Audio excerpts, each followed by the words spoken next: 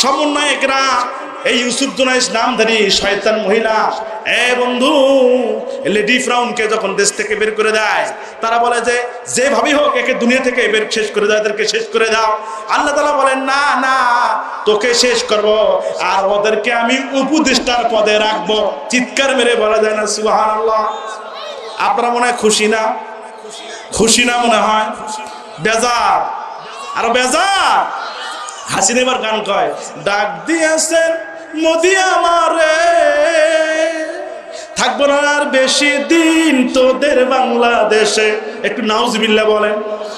হাসিনা গান কয়, আরে ডাক দিয়েছেন মোদি আমারে, লিল্লাহি তাকবীর। আমি আজকে যে বিষয়টা আপনাদের সামনে উপস্থিত করতে চাচ্ছি সেটা হলো ক্ষমতায় থাকতে জালিম যা করে। কথা কি মনে থাকবে? ক্ষমতায় থাকতে জালিম যা করে। আমার ভাইয়েরা, আমার বন্ধুগণ, যুগে যুগে কত মানুষ ক্ষমতায় থাকার জন্য কত নির্যাতন করেছে মানুষকে। সেই মানুষগুলো অসহায়ত্ব মানে তাদের কাছে প্রকাশ করেও ছাড় পায়নি। কথা বলেন ঠিক কিনা? সেই জন্য আসলে জালিম ক্ষমতায় থাকার জন্য কি কি পদ্ধতি অবলম্বন করে এই বিষয়ে সামান্য একটু আলোচনার চেষ্টা করব ইনশাআল্লাহ। আমার ভাইয়েরা, আমার বন্ধুগণ, রব্বুল আলামিন দুনিয়ার বুকে বিশ্ব নবী জনাবে মুহাম্মদ রাসূলুল্লাহ সাল্লাল্লাহু আলাইহি সাল্লামকে দুনিয়ায় পাঠিয়ে দিয়ে আল্লাহ রাসূলকে আল্লাহর নবী বললেন, ও আমার নবী শোনো শোনো, এই দুনিয়াতে কত নবী রাসূল আমি পাঠিয়েছি, তাদের থেকে মর্যাদাবান তোমাকে করেছি, তাদের সে শ্রেষ্ঠ মানুষ তোমাকে বানিয়েছি, শ্রেষ্ঠ নবীদের শ্রেষ্ঠ নবী তোমাকে বানিয়েছি, মানুষদের ভিতরে সর্বশ্রেষ্ঠ নবী তোমাকে বানিয়েছি। তোমার দুনিয়া যা কাজ হইল, তোমাকে নবী হিসেবে প্রেরণ করার কাজ একটাই, সেটা হলো আমি যে কিতাব তোমাদের মাঝে নাজিল করেছি, তোমার মাঝে নাজিল করেছি, এই গ্রন্থ, এই কিতাব বিস্তারিতভাবে তোমার উম্মতের মাঝে তুমি প্রচার করে দাও। চিৎকার মেরে বলেন সুবহানাল্লাহ। আমার বন্ধুগণ, আমার ভাইয়েরা, রব্বুল আলামিন এই দুনিয়ার বুকে কত নবী রাসূল পাঠিয়েছে, তাদের দায়িত্ব ছিল একটাই, কারণ দায়িত্ব একটাই, সেটা হলো মানুষদেরকে আল্লাহর দিকে ডাকা। কার দিকে ডাকা? জোরে বলা লাগবে, কার দিকে ডাকা? একমাত্র আল্লাহর দিকে ডাকা। অন্য কারো দিকে ডাকার জন্য নিষেধ করেছেন যিনি, তিনি কে? আর কথা বলে না কেন? তিনি কে? আল্লাহ। আমার ভাইয়েরা, যুগে যুগে পৃথিবীতে যত জালিম শাসক আল্লাহ তাআলা দুনিয়ায় দিয়েছেন, ওই জালিম শাসকরা এই যুগে যুগে মানুষদের ক্ষমতায় থাকার জন্য কি কি করেছে, ওই কথাগুলো আল্লাহ তাআলা কোরআনে কারিমে নোট করে দিয়েছেন। চিৎকার মেরে বলেন সুবহানাল্লাহ। আল্লাহ তাআলা কোরআনে কারিমে বলছেন, ইন্নাল্লাহা ইয়া'মুরুকুম আন তু'আদ্দু ওয়াল আমানাতি ইলা আহলিহা। চিৎকার মেরে বলুন আল্লাহু আকবার। আল্লাহ তাআলা বললেন, নিশ্চয় আল্লাহ তোমাদেরকে নির্দেশ দিচ্ছেন যে তোমরা আমানত সমূহ যোগ্য লোকের নিকট অর্পণ করো। চিৎকার মেরে বলেন না আল্লাহু আকবার। আমার ভাইরা, আমার বন্ধুগণ, কথা কার? কথা বলেন, কথা কার? বিগত 17 বছর হলো, ও আমার প্রাণের ভাইরা, বন্ধুগণ, বিগত 17 বছর হলো একটা মানুষ তার যোগ্য প্রার্থীকে নির্বাচন করতে পারে নাই। কথা বলেন ঠিক কিনা? আমার ভাইরা, আমার বন্ধুগণ, তারা নিজেরা ভোট দিয়েছে। মরা মানুষ, মৃত্যু মানুষ, 40 বছর আগে তার মৃত্যু হয়েছে, সেই মানুষটা এসে ভোট দিয়েছে। কথা বলেন ঠিক কিনা? আমার বন্ধু, আমার ভাইরা, শুধু তাই নয়, যোগ্য লোককে ক্ষমতায় দেওয়ার জন্য, যোগ্য লোককে রাষ্ট্র ক্ষমতায় বসানোর জন্য কত চেষ্টা মানুষ করেছে, কাজ হয় নাই। কারণ একটাই, মানুষ যদি ভোট দিতে না যায় তাহলে বলেন যোগ্য প্রার্থীকে কে ক্ষমতায় বসানো সম্ভব? আর কথা বলেন না কি সম্ভব? আমার ভাইরা, আমার বন্ধুগণ, এক লোক সকালবেলা গোসল করে 7টার সময় ভোট সেন্টারে রওনা দিছে। কয়টার সময়? আরে কথা বলে না, কয়টার সময়? 7টার সময় রওনা দিয়েছে। মানুষ জিজ্ঞেস করছে, ভাই এত সকালে যাও কই? বলো, ভাই আগে আগে যায় ভোটটা দিয়ে আসি। আমার ভাইরা, আমার বন্ধুগণ, আগে আগে ভোট দেওয়ার জন্য রওনা দিয়েছে। ভোট সেন্টারে পৌঁছার পরে যারা ভোটের লিস্ট দেয় তারা বলতেছে, ভাই কি খবর? বলল যে ভাই ভোট দেওয়ার জন্য আসলাম। বলল যে আপনার ভোট তো হয়ে গেছে, একটু জোরে বলেন না নাউজুবিল্লাহ। ওই লোকটা আমারে ফোন করলো, ভাই আমার আমি ওই স্কুলের দেওয়ালের দিকে তাকাইয়া আল্লাহর কাছে দুহাত তুলে ডাক দিলাম, রব্বুল আলামিন। চিৎকার মেরে বলেন আল্লাহু আকবার। এই স্কুলের ইটারা, ওই স্কুলের দেওয়ালেরা সাক্ষী থাক, হাসরের ময়দানে তোদেরকে আমি সাক্ষী বানাবো। এই আমি তাকে ক্ষমতায় দেব, ইনসাফ ভিত্তিক দিন কায়েম করার পক্ষে আমি সাপোর্ট দিতাম, ভোট দিতাম। আমার ভোট যারা নষ্ট করলো, আমার আমানতের খেয়ানত যারা করলো, এদের বিরুদ্ধে আমি হাসরের ময়দানে মামলা দায়ের করব। চিৎকার মেরে বলেন না আল্লাহু আকবার। আমার ভাইরা, আমার বন্ধুগণ, ও সোনা পাখিরা, কথাগুলো দিল দিয়ে শোনেন, কাজে লাগবে। আল্লাহ বললেন যে যোগ্য লোকের নিকট তোমার আমানত অর্পণ করো, তাকে দিয়ে দাও। এই আমানতদার ছিলেন বিশ্বনবী জনাবে মুহাম্মদ রাসূলুল্লাহ। একসাথে বলেন সাল্লাল্লাহু আলাইহি সাল্লাম। যোগ্য লোক ছিলেন, যোগ্য প্রার্থী ছিলেন, যোগ্য মানুষ ছিলেন। কারো একটা জিনিস তিনি আমানতের খেয়ানত করেনি। বিশ্বনবী জনাবে মুহাম্মদ রাসূলুল্লাহ সাল্লাল্লাহু আলাইহি সাল্লামকে মানুষকে যখন দাওয়াত দিয়েছেন, দাওয়াতের পদ্ধতি দেখেন। আবু জেহেলের গোষ্ঠীরা, তার অনুসারীরা মুঠের মুঠ করে পাথর নিয়ে এসেছে। কি নিয়ে এসেছে? কথা বলা লাগবে, কি নিয়ে এসেছে? পাথর নিয়ে এসে বলছে, ও নবী মুহাম্মদ সাল্লাল্লাহু আলাইহি সাল্লাম, ভাতিজা আমার, তুমি যদি বলতে পারো আমার মুঠের ভিতরে কি আছে, কথা দিলাম আমি কলেমা পড়ে মুসলমান হয়ে যাব। চিৎকার মেরে বলেন মারহাবা। বিশ্বনবী ডাক দিয়ে বললেন, চাচা আপনি বলছেন পাথর, ওই আপনার হাতের ভিতরে কি আছে, সে মানে কি আছে আমি যদি বলতে পারি তাহলে আপনি ইসলাম গ্রহণ করবেন। তবে চাচা আপনাকে আমি বলি, আপনার হাতের ভিতরে যে জিনিসটা আছে, ওই জিনিসই যদি বলে যে আমি হাতের ভিতরে আসি, তাহলে জিনিসটা কেমন হয়ে যায়? একটু চিৎকার মেরে বলে যায় না মারহাবা। চাচা ডাক দিয়ে বলেন, ভাতিজারে, জীবনে কত লোক দেখেছি, এরকম কথা তো কোনোদিন শুনিনি ভাতিজা। হাতের ভিতরে যে জিনিস আছে, এই জিনিস যদি বলতে পারে তাহলে তো আরো ভালো হয়ে যায়। বললো, চাচা তাহলে হাতের ভিতরে যে জিনিস আছে সেই আপনাকে বলবে। আল্লাহর কাছে চাইলেন, রব্বুল আলামিন চাচা বলছে তার মুজিজা দেওয়ার জন্য বলছে, হাতের ভিতরে কি আছে এইটা জানতে বলছে। আল্লাহর কাছে বললেন, আল্লাহ ও রব্বুল আলামিন, তোমার কাছে আমি আবেদন করি, মেহেরবানি করে আমার ওই চাচার হাতের ভিতরে কি আছে তার জবানকে খুলে দেওয়ার ব্যবস্থা তুমি করে দাও। চিৎকার মেরে বলেন না সুবহানাল্লাহ।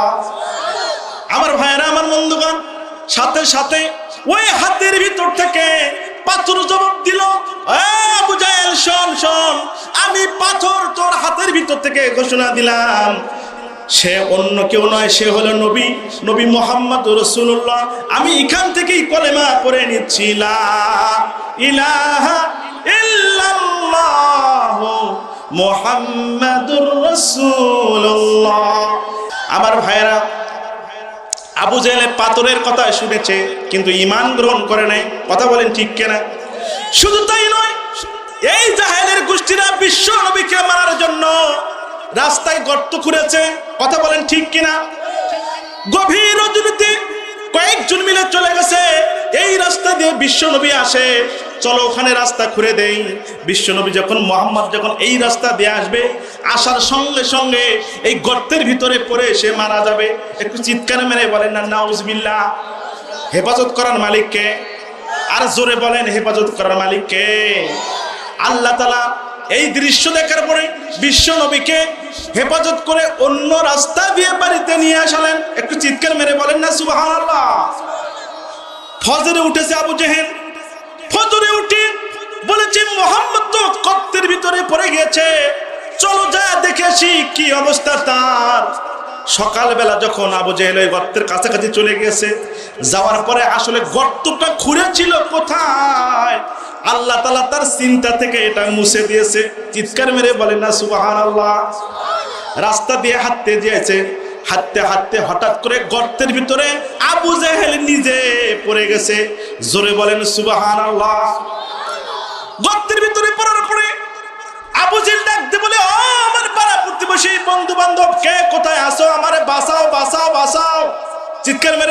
আল্লাহু আকবার।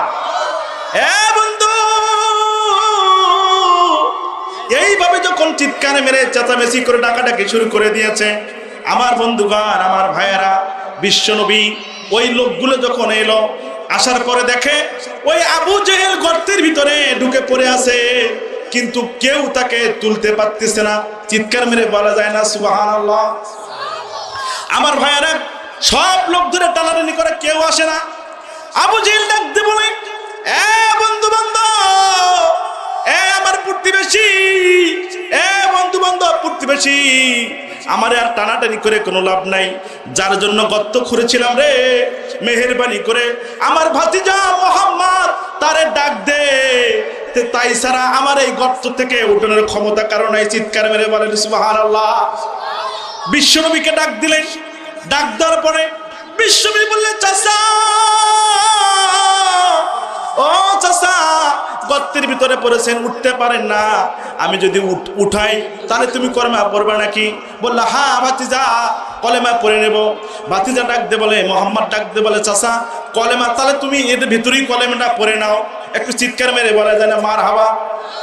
আবু জেহেল ডাকতে বলল, ভাতিজা রে, গর্তের ভিতরে বসে কলেমা পড়বো, কেমন দেখা যায় রে ভাতিজা? আমার গর্ত থেকে তোর কথা দিলাম, তোর হাতে কলেমা পড়ে মুসলমান হয়ে যাব। চিৎকার মেরে বলা যায় না সুবহানাল্লাহ? বিশ্বনবী বললেন, ঠিক আছে। বিসমিল্লাহির রহমানির রহিম বলে হাতটা শুধু চাচার হাতে দিয়েছে। হাত ধরে ওই আবু জেহেল উপরে উঠেছে। ওঠার পরে বিশ্বনবী ডাকতে বললেন, চাচা কলেমাটা পড়ো। আবু জেহেল ডাকতে বলে, ভাতিজা রে, এক সময় তুমি দেখলাম পাথরের ভিতর থেকে কথা বলা শুরু করে দিয়েছে।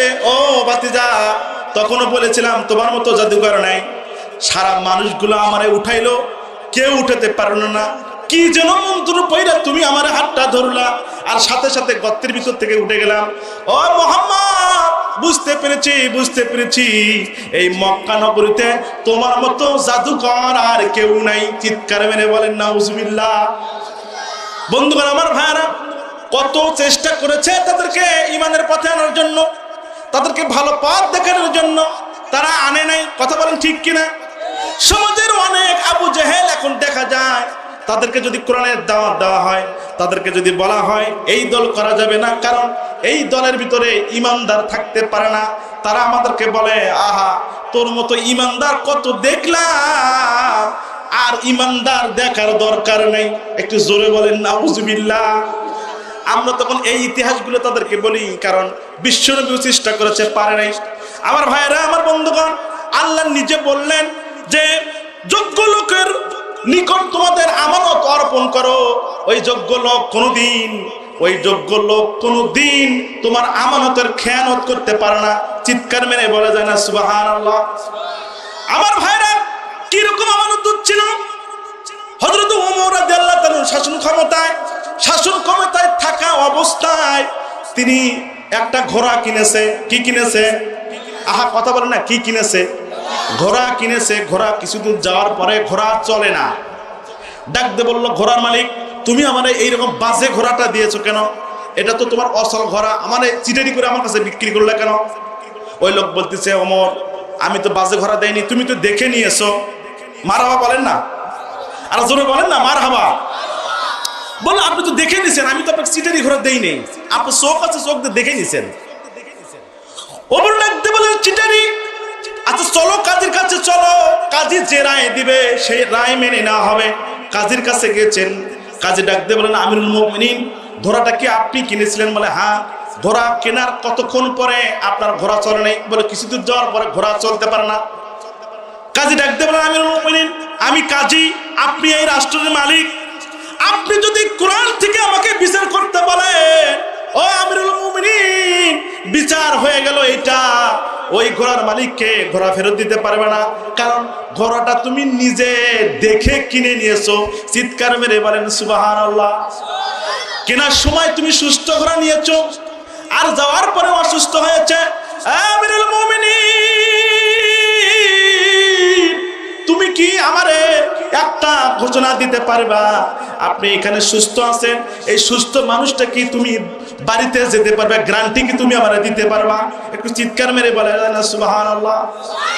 শুধু তাই নয়, হযরত আলী রাদিয়াল্লাহু তাআলা এরকম একটা জিনিস কিনেছেন, নিজের জিনিস হারাইছে, চোরকে পাইছে, চোর সহ কাজীর কাছে গিয়েছে, যাওয়ার পরে বলছে এই জিনিস আমার।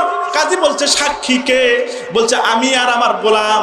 বলল আপনার আর গোলামের সাক্ষী দিয়ে এই জিনিসের মালিক হওয়া যায় না। চিৎকার মেরে বলে সুবহানাল্লাহ। দুইজনের সাক্ষী দিতে হবে না, এটা অন্য মানুষের সাক্ষী লাগবে।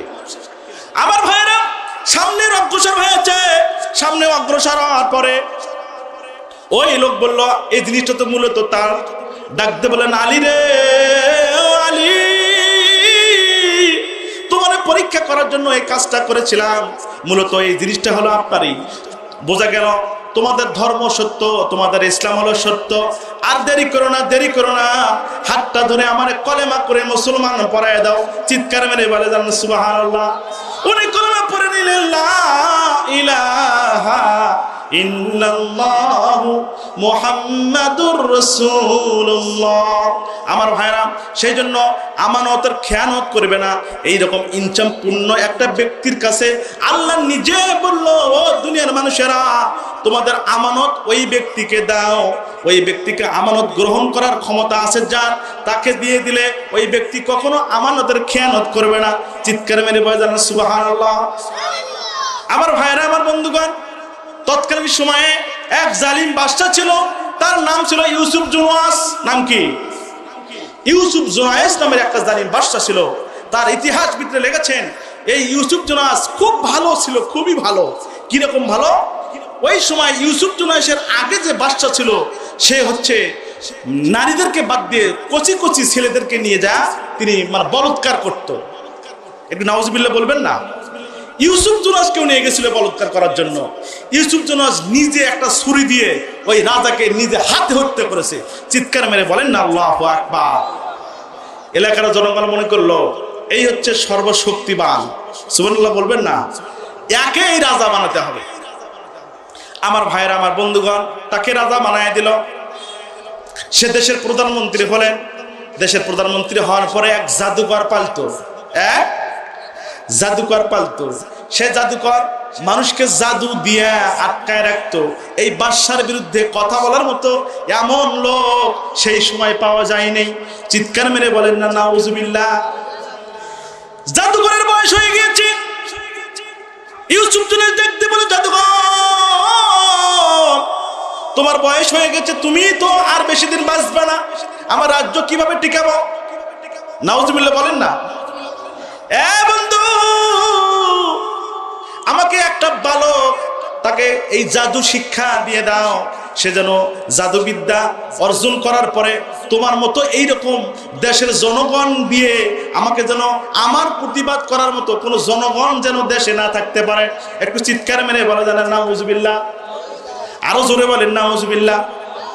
আমার ভাইরা, এবার ওই জাদুকর তিনি বাচ্চা খোঁজা শুরু করে দিল। শুরু করে দিতে দিতে হঠাৎ করে সুন্দর একটা বালকের সন্ধান পেয়ে গেল। একটু মারহাবা বলেন, আর একটু জোরে বলেন না মারহাবা। বালক পেয়ে গেল। ওই বালকের নাম কিতাবে লিখেছে, তার নাম হলো আব্দুল্লাহ বিন তামের। কি নাম? আর জোরে বলেন না কি নাম? আব্দুল্লাহ বিন তামের। সেই বালককে খুঁজে পেল। ইউসুফ জুনাস ডাক দিয়ে বলল, ও জাদুকর শোনো, এই বালককে এমন জাদু শিক্ষা দাও, এমন জাদু বিদ্যা অর্জন তাকে শিক্ষা দাও, এই দেশের জনগণ যেন আমার বিরুদ্ধে কোনো কথা বলতে না পারে, তাকে শিখাও। আমার ভাইয়েরা, আমার বন্ধুগণ, বিগত 70 বছরে এখান থেকে একটু শিক্ষা বের করা লাগবে। এ বন্ধু, বিগত 70 বছর যারা ক্ষমতায় ছিল তারাও এইরকম চেয়েছে আমাদের বিরুদ্ধে যেন কেউ কথা না বলতে পারে। সেই জন্য তারা র‍্যাব দিয়ে আমাদেরকে জ্বালাইছে। কথা বলেন ঠিক কিনা? আর কথা বলা লাগবে, কথা বলেন ঠিক কিনা? শুধু তাই নয়, এই ইউসুফ জুনাসের মতো ক্ষমতা থাকার জন্য বিগত 17 বছরে তারা আমাদেরকে র‍্যাব দিয়ে জ্বালাইছে, আর্মি দিয়ে জ্বালাইছে, বিডিআর দিয়ে জ্বালাইছে, পুলিশ দিয়ে জ্বালাইছে, এমনকি বাড়ি থেকে ডেকে নিয়ে যা ক্রুজ ফায়ার নাটক করে জীবিত মানুষগুলোকে গুলি করে হত্যা করেছে। কথা বলেন ঠিক কিনা? কারণ একটাই, এদেরকে দিয়ে ক্ষমতায় থাকা যাবে যদি কোনো লোক রাষ্ট্রের বিরুদ্ধে কথা বলে, তাদের দুর্নীতির বিরুদ্ধে কথা বলে, তাদের দুঃশাসনের বিরুদ্ধে কথা বলে। এই কথা বললেই তাদেরকে গ্রেফতার হতো, তাকে গ্রেফতার করা হতো, তাকে মামলা দিত, তাকে হামলা দিত এবং তাদের এই গুন্ড বাহিনী দিয়ে তাদেরকে শেষ করে দিত। কথা বলেন ঠিক কিনা? আমার ভাইরা, শিক্ষা একটাই। ইউসুফ জোনায়েদ সে জাদুবিদ্যা শিক্ষা দিয়ে ক্ষমতায় থাকার চেষ্টা করেছে। বিগত স্বৈর শাসক ঠিক এইভাবেই বিডিআর, আর্মি, পুলিশ আর র্যাব দিয়ে জনগণকে দাবিয়ে রাখতে চেয়েছিল। কথা বলেন ঠিক কিনা? সুতরাং বোঝা গেল ইউসুফ জোনায়েদ যা করেছে এই স্বৈর শাসক 17 বছর তাই করেছে। কথা বলেন ঠিক কিনা? আমার ভাইরা, আমার বন্ধুগণ, ইউসুফ জোনায়েদ বলল, এই বালকটাকে তুমি শিক্ষা দাও, জাদুবিদ্যা শিক্ষা দাও। কিরকম জাদুবিদ্যা শিক্ষা দিবা? এই জাদুবিদ্যা শিক্ষা অর্জন করে সে যেন এই এলাকা, মানে কোন লোক যেন আমার বিরুদ্ধে কথা না বলতে পারে। আমার ভাইরা, আমরা কেউ আর ভালো থাকতে চাই না, কেউ ভালো থাকুক এটাও আমরা চাই না। কথা বলেন ঠিক কিনা? এক লোক আল্লাহর কাছে যেতেছে, আল্লাহ তুমি আমার 2 কোটি টাকার মালিক বানাও। কয় কোটি টাকা? 2 কোটি টাকার মালিক বানাও। বলে ঠিক আছে, 2 কোটি টাকার মালিক, তো শর্ত আছে। শর্তটা কি? শর্ত হলো এটা, তুমি যদি 2 কোটি টাকার মালিক হও, পাশের বাড়ির লোক 4 কোটি টাকার মালিক হবে। কয় কোটি টাকার? কয় 4 কোটি টাকার মালিক। বলে ঠিক আছে, সমস্যা নেই, আল্লাহ তুমি আমার দাও, আমার তো নাই। ওই 4 কোটি টাকার মালিক হলে আমার সমস্যা কি? ঠিক কি না? তো বলছে ঠিক আছে। তা পরের দিন একটা হার দিছে। কি হার? স্বর্ণের হার দিছে। বলে এই যে হার তোর একটা দিয়ে দিলাম, পাশের বাড়ি থেকে 2টা হার। তারপরে এই যদি 1 তলা বাড়ি করে, পাশের বাড়ি 2 তলা বাড়ি করে। এর যদি একটা বাড়ি হয় আর 2টা বাড়ি হয়, এই যখন বাড়ি যখন এইরকম হওয়া শুরু হয়েছে, ওই মনে করো সর্বনাশ, এই তো আমার থেকে বেড়ে গেল রে, এখন কি করা যায়? তো বললো, আল্লাহ দয়া করে আমার একটা চোখ কানা করে দাও। এর যদি একটা চোখ কানা হয়, তাহলে আর কয়টা চোখ কানা হবে? আর কথা বলে না, কয়টা? তা আমাদের অবস্থা সেটাই, মানে নিজেও ভালো থাকবো না, অন্য ভালো থাক, এটা আমরা চাই না। কাকে ভালো আছেন? মারামা কয় না ভাইরা আমার। তো সুতরাং এর চেয়ে আমাদের অবস্থা। তা আমরা কি মানুষের কল্যাণ চাবো না অকল্যাণ? জোরে বলেন না, কল্যাণ না অকল্যাণ? আল্লাহ তাআলা নিজেই বলেছে, কুনতুম খায়রা উম্মাহ উখরিজাত লিন-নাস তা'মুরুনা বিল মারুফ ওয়া তানহাউনা আনিল মুনকার। চিৎকার মেরে বলেন আল্লাহু আকবার। আল্লাহ তাআলা বলেন, ও দুনিয়ার মানুষেরা, তোমাদেরকে বাইর করা হয়েছে একটাই কারণ, তোমরা মানুষদেরকে ভালো উপদেশ দিবা আর খারাপ থেকে তাদেরকে বাঁচায় রাখবা। চিৎকার মেরে বলেন সুবহানাল্লাহ। আমার ভাইরা, যে কথা বলতে চাইলাম, ইউসুফ জোনায়েদ ওই জাদুকরকে বলল, একটা বালক খুঁজে দাও। বালক পেয়ে গেল, নাম তার আব্দুল্লাহ বিন তামের। ওই তামেরকে আস্তে আস্তে জাদুবিদ্যা শিক্ষা দেওয়া শুরু করে দিল। জাদুবিদ্যা শিক্ষা করতে করতে এক রাস্তা দিয়ে প্রতিদিন যখন আব্দুল্লাহ বিন তামের যাতায়াত করে, আস্তে আস্তে ওই রাস্তার ডান সাইডে কুড়ে ঘরে দেখে এই রুমে একজন মুরব্বী আল্লাহওয়ালা, সে যেন গুনগুন করে কার সঙ্গে কথা বলে। চিৎকার মেরে বলেন সুবহানাল্লাহ। আরো জোরে বলেন সুবহানাল্লাহ, আরো জোরে বলেন সুবহানাল্লাহ। ওই আমার গহনা দিন ফুরাইয়া যাবে, যৌবনে লাগবে ভাটি। ওই আমার গহনা দিন ফুরাইয়া যাবে, যৌবনে লাগবে ভাটি। ওই যে দেখো ডাকিতেছে তোমায় কবরের মাটি। ঠিক কিনা? এই যৌবন কি থাকবে? আরে কথা বলেন, এই যৌবন থাকবে? ও তোমার গহনা দিন ফুরাইয়া যাবে, যৌবনে লাগবে মাটি।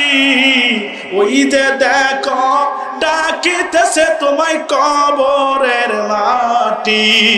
ওই যে দেখো ডাকিতেছে তোমায় কবরের মাটি। কার ভরসায় আছো রে মন, কিসের করো আশা?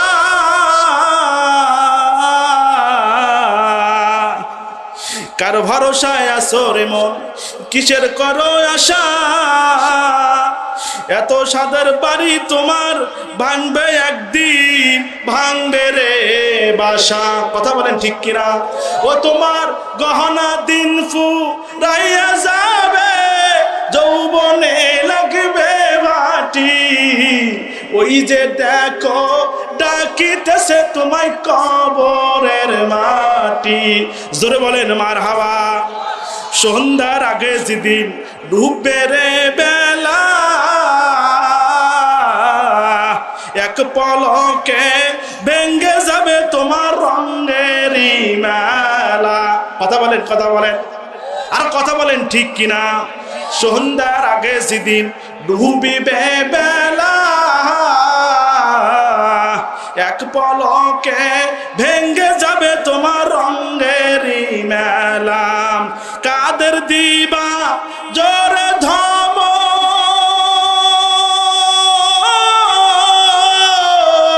কারে দিবা জোরে ধম, কারবা তাই ভাঙবালাটি। ওই যে দেখো ডাকিতেছে তোমায় কবরের মাটি, ওই যে দেখো ডাকিতেছে তোমায় কবরের মাটি। ও তোমার গহনা দিন ফুরাইয়া যাবে, যৌবনে লাগলো মাটি। ওই যে দেখো ডাকিতেছে তোমায় কবরের মাটি। চিৎকার মেরে বলা যায় না মারহাবা? আমার বন্ধুগণ, আমার ভাইরা, ইউসুফ জুনায়েদ ওই তার কথার পরে ওই ছোট্ট বালকটাকে নিয়ে যখন জাদুবিদ্যা শিক্ষা দিয়েছে, ওই রাস্তা দিয়ে যখন যাতায়াত শুরু করে দিয়েছে, যাতায়াতের এক পর্যায়ে দেখে কুড়ে ঘরের ভিতরে এই মুরব্বীর মতো এক লোক, জুব্বা পরা, পাগড়ি পরাওয়ালা, আল্লাহর সঙ্গে কথা বলা শুরু করে দিয়েছে। ডাক দিয়ে বলতেছে, গুনগুন করে কি যেন বলে। আব্দুল্লাহ বিন তামের চুপি চুপি ঘরের ভিতরে যায়, ঢোকার পরে ওই লোক ডাক দিয়ে বলে, এ বলো কে তুমি, কোথা থেকে আসেছো, এই কুড়ে ঘরের ভিতরে কেমনে তুমি এলে? ওই বালক ডাক দিয়ে বলেন, মুরব্বী গো মুরব্বী, আমি তো আপনাদের চিনি না, আপনি গুনগুন করে কার সঙ্গে কথা বলেন, এইটা আমি একটু আপনার কাছে জানতে চাই। চিৎকার মেরে বলা যায় না সুবহানাল্লাহ? আরো জোরে বলা যায় না সুবহানাল্লাহ? এ বন্ধু, মুরব্বী ডাক দিয়ে বলতেছে, বাবা রে, আমি আমার আল্লাহর সঙ্গে কথা বলি। বলো কোন আল্লাহর সঙ্গে কথা বলো? ওই আল্লাহকে কি দেখা যায়? বলে না, দেখা যায় না। ওই আল্লাহকে চেনা যায় না, ধরা যায় না, কিছু করা যায় না, তার প্রতি বিশ্বাস রাখতে হয়। বললো কিরকম বিশ্বাস রাখতে হয়? বললাম তুমি যদি তার উপরে ভরসা করে যে কাজটা তুমি করতে চাইবা, আল্লাহ তাআলা সেই কাজটা অলৌকিক ভাবে ঘটায় দিবে। চিৎকার মেরে বলা যায় না সুবহানাল্লাহ? বালকটা বললেন, তাহলে আমাকে একটু শিখান তো। কি শিখান? শিখান। তারে ওই মুরব্বী তারা শিক্ষা দিতেছে, বলেন বিসমিল্লাহির রহমানির রহিম। আর জোরে বলেন আল্লাহু আকবার। এ বালক, বেশি বেশি করে তুমি এইটা পড়ো, যেটাই ধরবা বিসমিল্লাহির রহমানির রহিম।